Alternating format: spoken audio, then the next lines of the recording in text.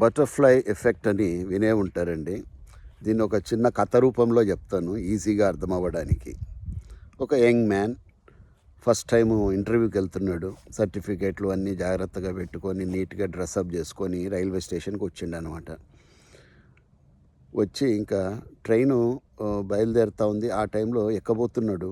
ఈలో పెద్దాయన కూడా ఒక వయసులో 60 ఏళ్ళ పెద్దాయన కూడా ఎక్కబోతున్నాడు. సడన్గా ఆయన జారిపడ్డాడనమాట. వెంటనే ఈ అబ్బాయి ఆ ఫైల్స్ అన్నీ అక్కడ పడేసి బ్యాగు ఆ పెద్దాయనని ఇట్లా పట్టుకొని ఆ లోపటికి ప్లాట్ఫామ్ లోపలికి వెళ్ళిపోతున్నాడు. ఇక ట్రైన్ కిందికి పట్టుకొని గుంజి లాగేశాడనమాట బయటికి. ఆయన కాపాడబడ్డాడు. హ్యాపీ. ఆ పెద్దాయన మాత్రము చాలా హ్యాపీ ఫీల్ అయ్యాడు. ఒక 10 నిమిషాలు ఆయన చాలా టెన్షన్లో ఉన్నాడనమాట. షాక్లో ఉన్నాడు.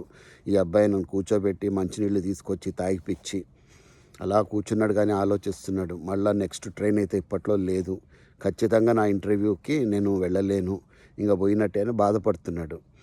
ఆయన కోలుకున్న తర్వాత పెద్దాయన అడిగిండు అనమాట, బాబు ఎక్కడికి వెళ్తున్నావు బాబు, నన్ను కాపాడినావు, చాలా థ్యాంక్స్ నాయనా, నా వల్ల నీ ట్రైన్ మిస్ అయింది అంటే ఇప్పుడు చెప్పిండు, లేదులేండి సార్, నేను ఒక ఇంటర్వ్యూకి వెళ్తున్నాను మొట్టమొదటిసారి, పోతే పోయిందిలేండి సార్, ఒక ప్రాణాన్ని కాపాడినన్న ఆనందం నాలో ఉంది, ఏం ప్రాబ్లం లేదు అంటే, ఏ కంపెనీ నన్నా అని అంటే చూపించాడనమాట.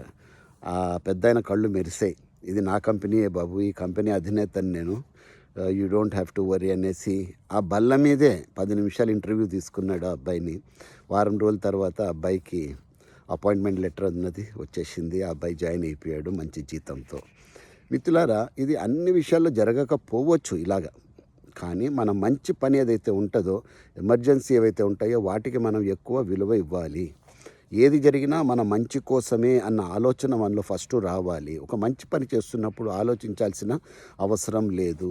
ఇప్పుడు ట్విన్ టవర్స్ కూలిపోయినప్పుడు అండి, చాలామంది ఆ టైంలో ట్విన్ టవర్స్లో ఉండాల్సిన వాళ్ళు అనమాట యూఎస్ఏలో. ఓకే, కానీ కొంతమందికి కారు పంక్చర్ అవ్వడం వల్ల, కొంతమందికి ట్రాఫిక్ జామ్ వల్ల, కొంతమందికి ట్రైన్ మిస్ అవ్వడం వల్ల వాళ్ళు టైంకి వెళ్ళలేకపోయినారు. చాలా కారణాల వల్ల చాలామంది జీవితాలు ఆ రోజు సేవ్ అయినాయి.